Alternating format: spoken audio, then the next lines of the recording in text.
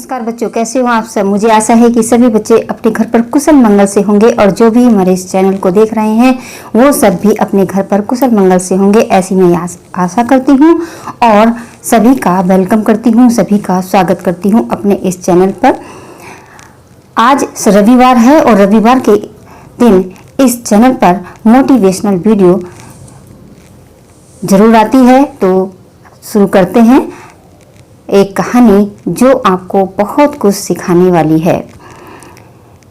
एक समय की बात है, भगवान विष्णु बोले कि धरती पर जाइए और जाकर के मेरे सर्वश्रेष्ठ जो भक्तगण हैं उनकी सूची बना करके लाइए। नारद जी जमीन पर आते हैं, यानी धरती पर आते हैं नारद जी, और घर घर जाते हैं और सबसे पूछते हैं कि कौन है भगवान विष्णु का सबसे बड़ा भक्त। तो देखते हैं कि बहुत पुजारी हैं जो सुबह 4 बजे उठ जाते हैं और पूजा पाठ करते हैं, मंदिर साफ करते हैं, पूजा पाठ में लग जाते हैं और नियमित करते हैं। सुबह भी करते हैं, शाम भी करते हैं, हर समय राम राम राम राम या नारायण नारायण, जो भी उनके हैं इष्ट देव, उनका ध्यान करते हैं। ऐसे उन्हें बहुत से घर मिले। अब इन जो नारद थे, नारद सबकी सूची बना रहे थे और उनके कार्यों की भी सूची बना रहे थे कि वो क्या करते हैं, कितना समय ईश्वर को देते हैं और कितना समय अपने घरेलू कार्य में देते हैं। इस तरह से सूची लंबी बढ़ती चली गई। नारद जी ने सोचा, धरती पर तो कितने लोग ईश्वर को चाहने वाले हैं, अब बहुत बड़ी सूची हो गई। चलिए अब विष्णु जी को जाकर के सूचना देते हैं। नारद जी चले जा रहे थे, देखा कि एक बहुत गर्मी में एक किसान अपने खेतों में कार्य कर रहा है। उसने सोचा चलो इस किसान के बारे में भी पूछ लेते हैं कि ये भी किसी को चाहता है कि नहीं चाहता है, इसका भी कोई इष्ट देव है या नहीं है, इतना काम करता रहता है, ये भी पूजा करता है कि नहीं करता है। अब नारद जी किसान के पास चले गए। किसान ने उनको प्रणाम किया आदर के साथ और उन्हें जल पीने को दिया। नारद जी ने पूछा, ये बताइए कि क्या आप ईश्वर की भक्ति करते हैं, ईश्वर से प्रेम करते हैं, पूजा पाठ करते हैं, मंदिर जाते हैं? उसने कहा, किसान ने, अरे भाई, मेरे पास इतना काम होता है कि मैं मंदिर नहीं जा पाता हूँ और ना ही मैं पूजा पाठ करता हूँ। मैं इतना बुरा व्यक्ति हूँ कि मुझे ईश्वर की आराधना का टाइम ही नहीं मिलता। पता नहीं ईश्वर मुझे कौन सी सजा देंगे, क्योंकि मैं तो दिन रात कार्य ही करता रहता हूँ, मुझे तो टाइम ही नहीं मिलता।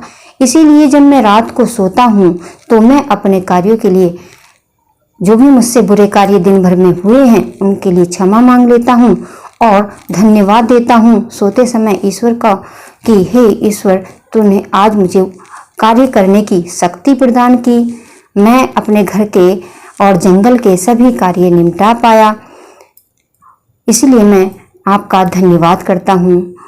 और फिर नारद ने पूछा कि तुम कुछ नहीं करते फिर ईश्वर के लिए?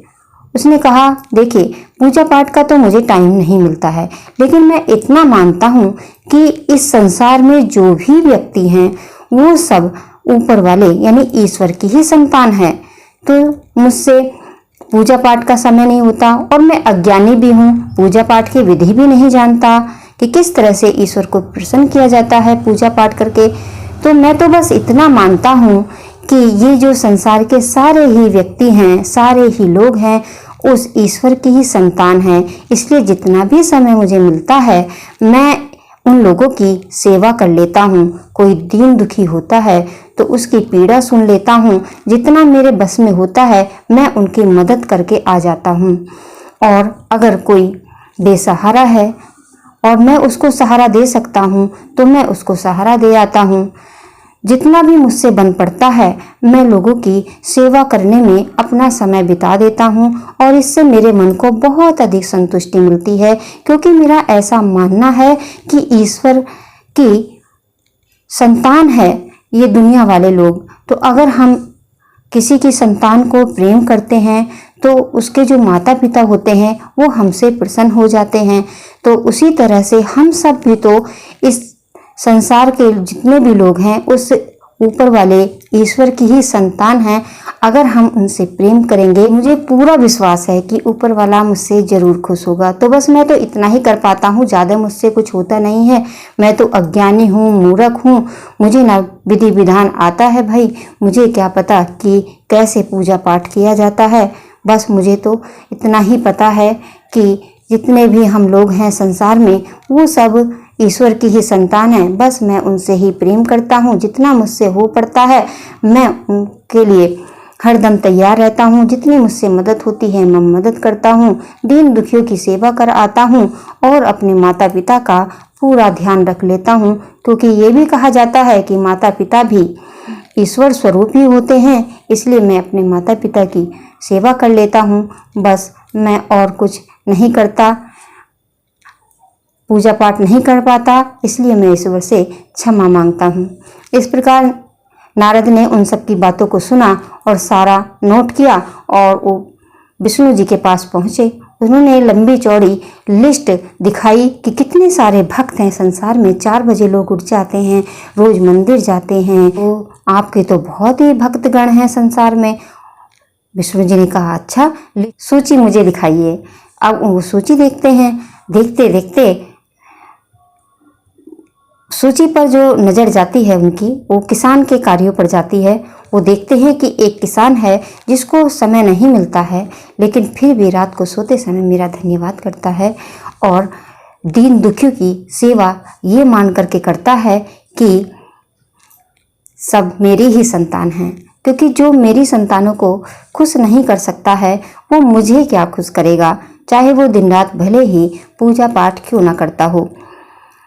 नारद जी से बोले विष्णु जी कि ये किसान मेरा सबसे बड़ा भक्त है, ये तो कभी भी आपका नाम नहीं लेता है, कभी भी पूजा पाठ नहीं करता है, फिर ये भक्त कैसे हुआ।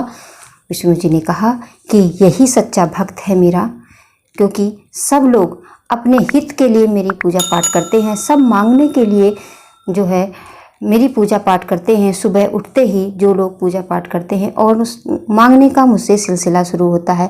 लेकिन ये भक्त ऐसा है जो दीन दुखियों की सेवा करता है, माता पिता की सेवा करता है, और सबसे बड़ी बात ये है कि इसको घमंड नहीं है, अहंकार नहीं है कि मैं ऐसा कर रहा हूँ, बल्कि इसे एक अंदर से अफसोस रहता है कि मैं पूजा पाठ नहीं करता हूँ। लेकिन जो संसार के बहुत सारे लोग हैं जो दिन रात पूजा में लगे रहते हैं, उनके अंदर एक घमंड की भावना भी आ जाती है कि मैं इतनी पूजा करता हूँ, मैं इतना तुम्हें देखता हूँ, सुबह शाम आपकी आराधना कर रहा हूँ, और जब भी उनके जीवन में कोई दुख आता है तो वो मुझे ही कोसने लग जाते हैं कि हे ईश्वर, मैंने दिन रात आपकी पूजा की, दिन रात आपको चाहा, इतने व्रत रखे, इतनी उपासना की, लेकिन फिर भी तुमने मुझे जो है दुख दिया। तो हमेशा जो है वो मुझे इसी तरह से उल्हाना देते हैं, यानी कि उनका जो प्रेम होता है कुछ पाने के लिए होता है, मुझे पाने के लिए नहीं होता है। तो जो ये किसान है, ये किसान का मन शुद्ध है, साफ है, इसमें सेवा की भावना है, और जिस व्यक्ति में सेवा की भावना होती है वही मुझे प्रिय होता है, इसलिए ये किसान मुझे सबसे प्रिय है। तो ये थी आज की कहानी। मुझे आशा है कि आप सबको ये कहानी बहुत अच्छी लगी होगी। ये कहानी आपको कैसी लगी कमेंट बॉक्स में ज़रूर बताइएगा। और इसी तरह की कहानियाँ जानने के लिए, हिंदी की पढ़ाई करने के लिए और भी सामान्य ज्ञान की जानकारी लेने के लिए इस चैनल को सब्सक्राइब करें। साथ में जो घंटी है उसको भी प्रेस कर दीजिए, ताकि अगली वीडियो जब डाली जाए तो उसका नोटिफिकेशन सबसे पहले आपके पास पहुंच जाए और आप कोई भी वीडियो देखने से वंचित ना रहें। तो आज इस वीडियो में बस इतना ही, मिलते हैं फिर किसी दूसरी वीडियो में।